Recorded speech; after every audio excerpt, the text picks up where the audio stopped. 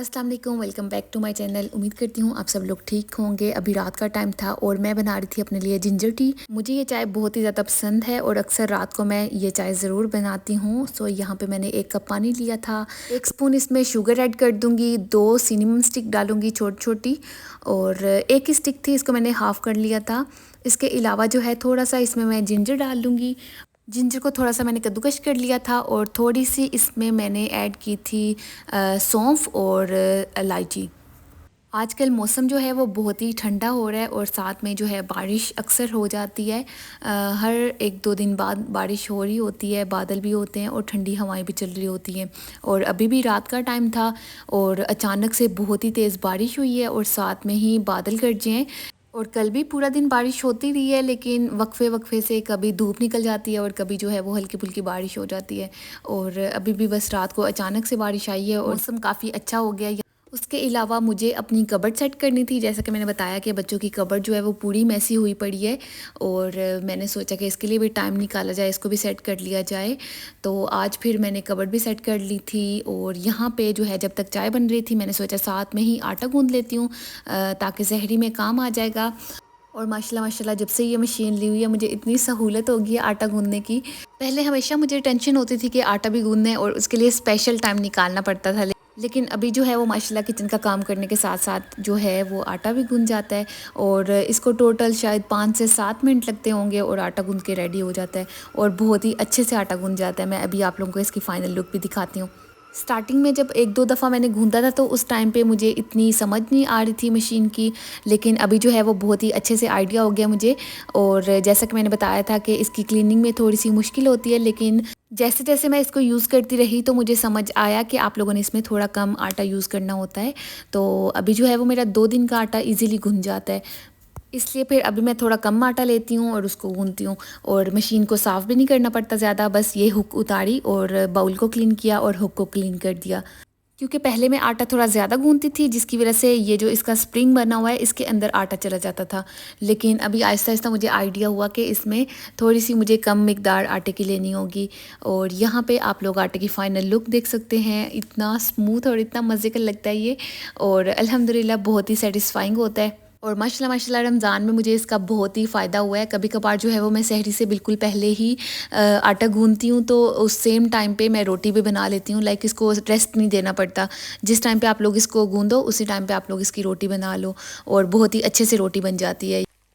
यहाँ पे जो है लास्ट टाइम मैंने आप लोगों को दिखाया था कि जो भाई पाकिस्तान से चीज़ें लेके आए थे थोड़ी सी, तो बस मैं वही घर पे लेके आई थी। वैसे तो मैंने कुछ भी नहीं मंगवाया हुआ था, लेकिन अम्मी ने बोला कि चलो बच्चों के लिए मैं बेच देती हूँ। तो मैंने अपनी बेटी के लिए ट्राउज़र मंगवाए हुए थे। मैंने अम्मी को बोला था कि सिलाई करके ना कलरफुल ट्राउज़र इसके बेच देना, ताकि मैं इधर से फ़्रॉक्स या शर्ट्स लूँगी, लॉन्ग शर्ट्स, तो उसके साथ मैं पहनाऊँगी।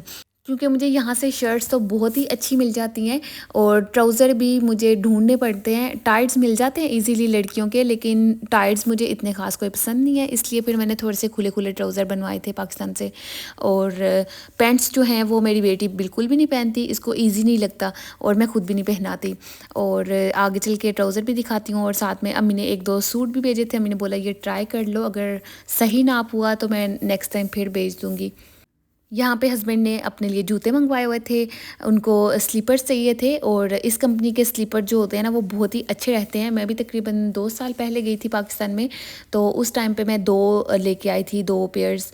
तो बहुत ही देर निकाले हैं, बल्कि अभी तक हस्बैंड यूज़ कर रहे हैं, तो इसलिए उनको बहुत ही अच्छे लगे थे। तो मैंने अम्मी को बोला कि आप भेज देना। और यहाँ पे जो है वो अम्मी ने लोन के ड्रेसेस भेजे हुए हैं। हमेशा मुझे अम्मी बोलती थी कि मैं ना पाकिस्तान से सिलवा के भेजती हूँ, लेकिन मुझे कभी भी पसंद नहीं थे। मैंने बोला कि यहाँ से इजीली मिल जाते हैं बच्चों के कपड़े।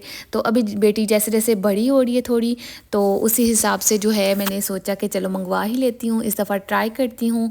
तो अम्मी ने फिर ये 2 ड्रेसेस जो हैं वो बेटी के भेजे थे, तो अगर अच्छे रहे तो फिर मैं और मंगवा लूँगी।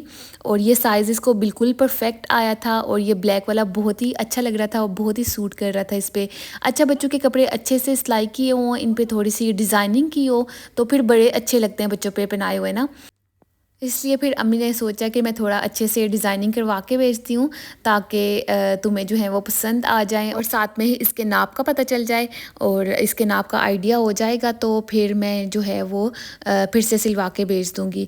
और जब ये इसको मैंने पहनाया तो इसका ये साइज़ बिल्कुल परफेक्ट था और माशाल्लाह इसको बिल्कुल पूरा आया था।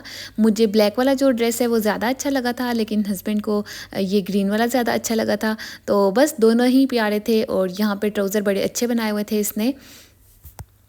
और फ्रॉक्स के ऊपर भी बहुत ज़्यादा डिज़ाइनिंग नहीं की हुई, बस थोड़ी सी सिंपल सिंपल से की हुई है, ताकि घर में जो है वो इजीली यूज़ हो जाएंगे। बाहर जाने के लिए तो ये नहीं पहना सकती मैं इसको, लेकिन घर के लिए तो ये बिल्कुल परफेक्ट है।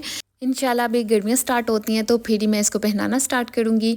और बच्चों की जो कबर्ड है वो भी मैंने सेट की थी, आगे चल के दिखाती हूँ। बच्चों के कपड़े इतने ज़्यादा निकालने वाले थे, इतने डिक्लटर करने वाले थे, साथ में ऑर्गेनाइज़ करने वाले थे।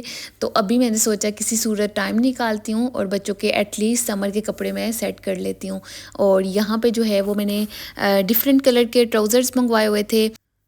2 से 3 जो हैं वो तो ब्लैक ही आगे थे, और ब्लैक जो है वो हर किसी ड्रेस के साथ चल जाता है, तो इसलिए ज़्यादातर जो है वो मैंने ब्लैक मंगवाए थे।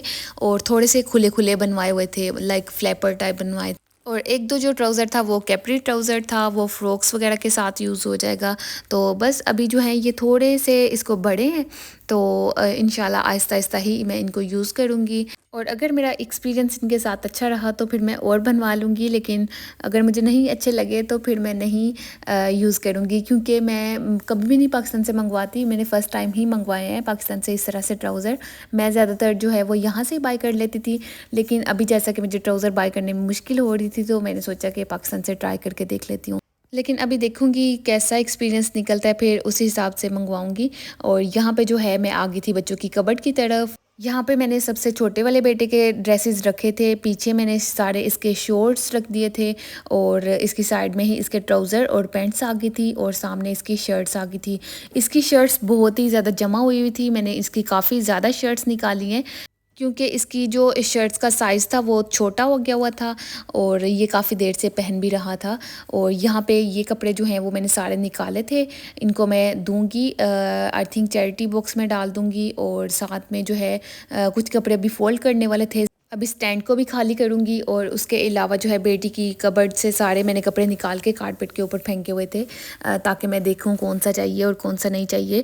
और यहाँ पे बेटी के कुछ ट्राउज़र्स थे जो कि मैंने फ़ोल्ड किए थे, साथ में टाइट्स थे। अभी ये सब समर्स के वो कपड़े हैं जो मैंने पहले से लिए हुए थे और इस साल भी यूज़ होंगे। और जो अभी न्यू वाले लिए हुए थे वो मैंने बिल्कुल भी सेट नहीं किए।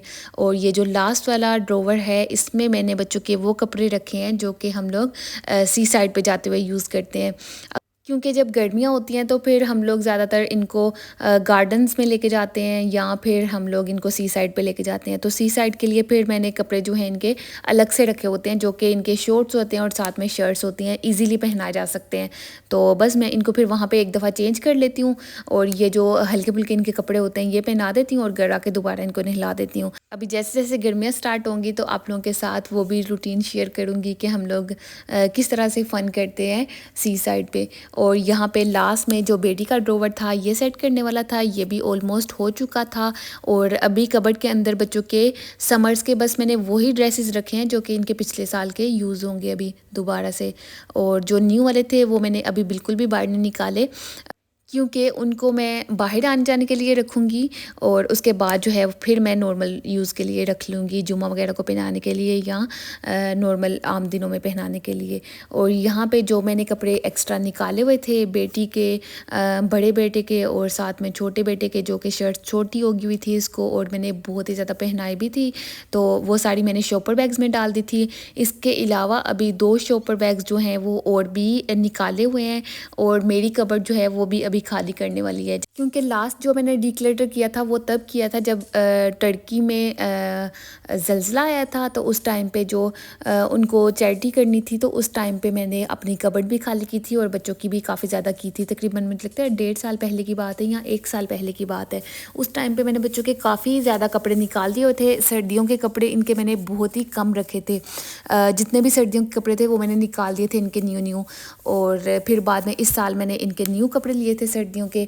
और अभी जो है इन कपड़ों को पैक करना है, लेकिन मैं रमज़ान के बाद ही करूँगी क्योंकि मौसम की अभी कुछ समझ नहीं आ रही, कभी बहुत ही सर्दी हो जाती है और कभी जो है वो गर्मी होने शुरू हो जाती है। जब तक सही से गर्मियों वाला मौसम नहीं आता तब तक मैं इनके सर्दियों वाले ड्रेसेस तो बिल्कुल भी नहीं रखूँगी, क्योंकि मैं पहले सोच रही थी कि बच्चों के जो फुल ड्रेसेस हैं उनको मैं रख देती हूँ और जो जैकेट्स हैं बच्चों की वो बाद में रखूँगी। लेकिन फिर मैंने सोचा कि एक ही दफ़ा सँभालूँगी, अभी मैं क्या बार-बार निकालूँ और रखूँ।